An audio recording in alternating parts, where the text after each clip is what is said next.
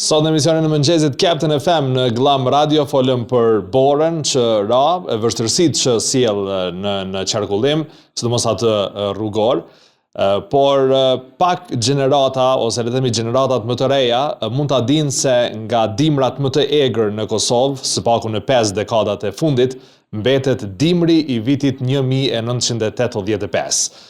Ishte janari ati viti, paka shumë afërsisht e njëjta periudhë me kohën që ndodhemi tani.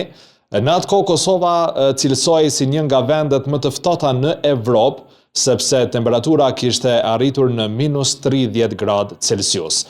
Trashësia e borës kishte arritur në Prishtinë 44 cm, në Pej 99 cm dhe në Prizren 85 cm. Ndërsa rilindja e asaj kohe raportonte se në Deçan, në disa zona malore, trashësia e borës kishte arritur deri në 2.5 metra. Normalisht që gjeneratat më të vjetra e kujtojnë shumë mirë dimrin e paharruar të fillim vitit 1985.